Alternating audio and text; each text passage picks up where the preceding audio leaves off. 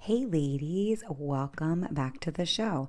So today in our Health Tip Tuesday, we are just going to break down a little bit when it comes to the decisions that we make when it comes to self-care. We are in the middle of our self-care series. We're actually ending it on the next episode. So I wanted to break down the decisions that we probably don't actively make. It's probably kind of in the back of our mind when we talk about deciding if we're going to make self care or any new routine a priority in our lives. But before we start the episode, I want to remind you that if you want to connect with me, I have a small Facebook group that I'm growing. It's relatively new. It's called the Whole Health Empowerment Project on Facebook. It's completely free. It is meant for, busy, crazy women who want to make health changes, and maybe you are lacking the motivation, not really sure how to get started, or if you just want to connect with me and ask me nutrition questions, you can join that group. I try to go live a few times a month, and I'm hoping that will become more frequent as the group grows and even as it becomes more of a routine with me. So hop on over. I'd love to see you there and connect with you there. Okay, so when we talk about self-care, which we've been talking about, I think the last 4 episodes, today's the 5th episode, and then we'll have one more episode this week, and then we'll be done with self-care. I took a long time talking about self-care because of the devastation in my life of not taking care of myself. And I know that a lot of you are doing the same thing. We are in this burnout culture, and we go and we go and we go. And so it seems when we're in that cycle, very difficult to stop it and to really reset and to focus on what can bring us joy and what can bring us contentment. So in our Health Tip Tuesday, I want to briefly talk about, the behavior of self-care. And this model can be used for any health related change. But today, for today's purposes, because we're in a self-care series, we're going to talk about self-care and how to increase it. So when we're talking about self-care, I want to talk about the behavior of it, right? So the decision making process that we all are making when we decide if we want to do self-care today or if we'd rather wait until another day.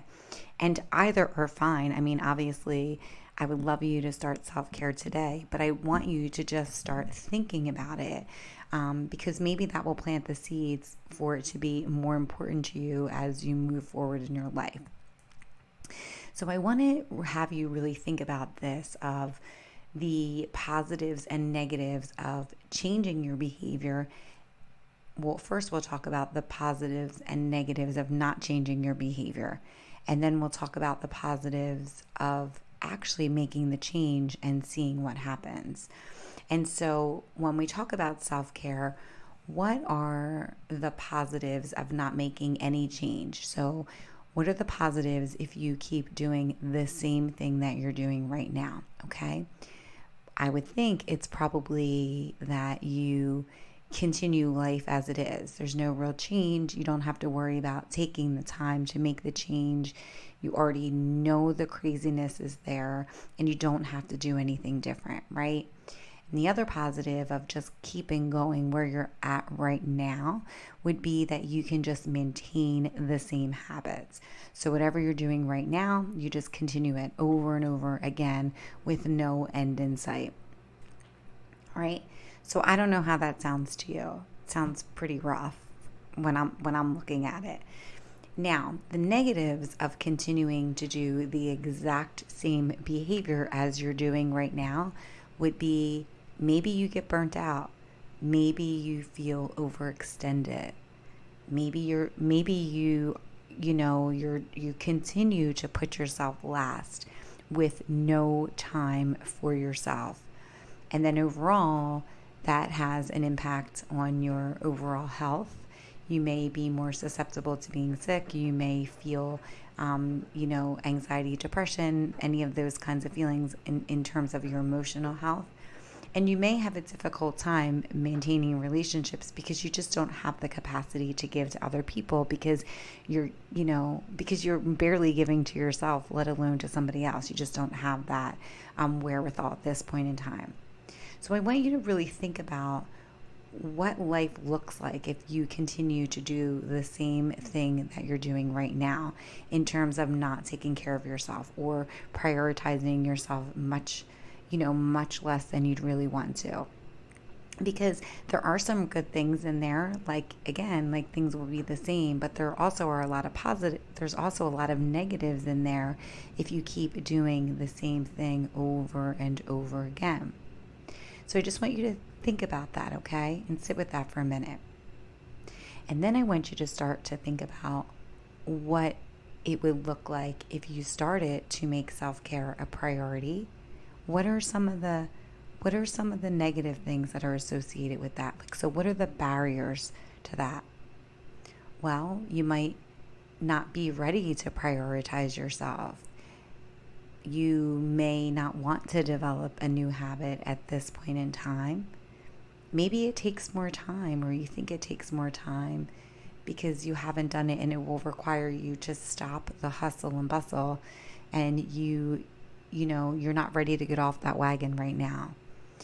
And so it's really important to identify those barriers and really identify what it is you're thinking that you're not making the change in order for you to get to a place that you can make the change if you want to do it.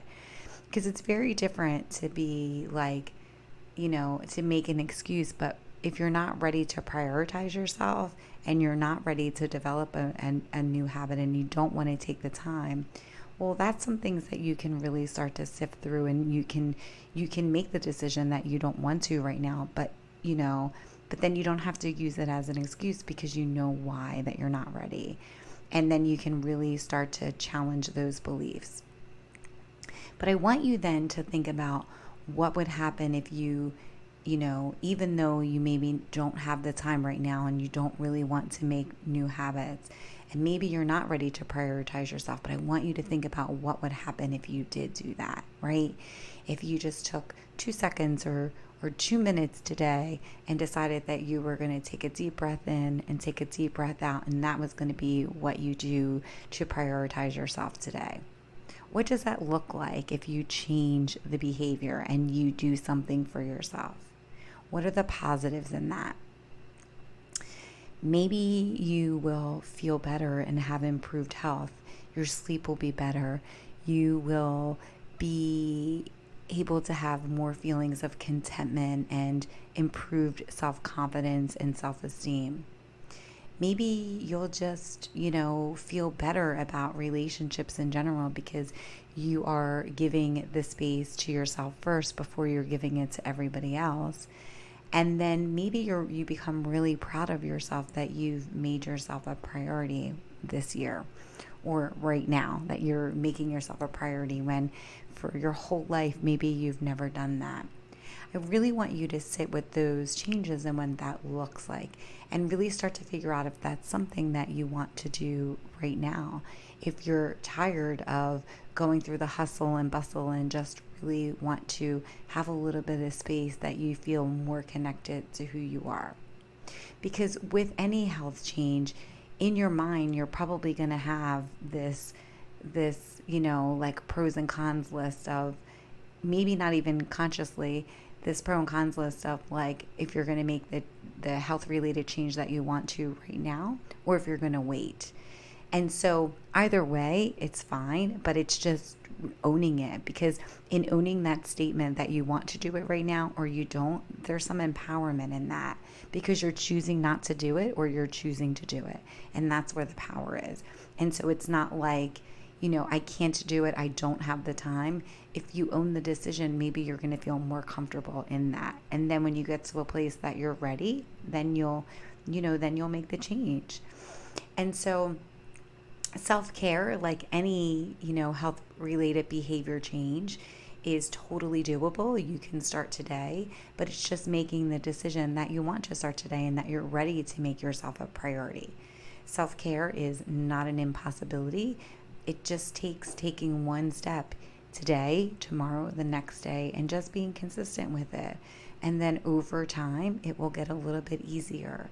And over time, you'll start to feel like you are making yourself a priority, as you should make yourself a priority, because you are only one person and nobody is going to take care of you the way that you take care of yourself. And that's a way of showing love to your body by doing something and by loving on it for all that it does for you.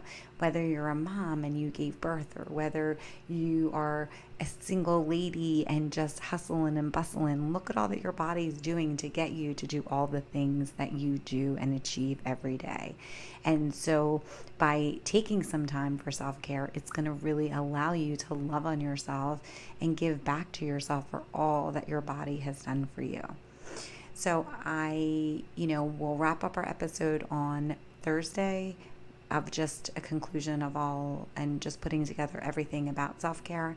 And I really loved doing this series, and I hope that you find some, I just hope that you find some explanation and that you're able to get to a place that you feel like you're taking self-care a little bit more seriously than you did yesterday. And that can only, even if it's only 1%, totally fine. It's just that you're making the space and time for yourself so that you get to a place that you know your value and that you know you're important and that you're doing things that bring you some joy. So I'll see you back here on Thursday. If you want to join my free Facebook group, I'd love to have you there. And I will see you soon. Have a good day, guys, and do something awesome for yourself.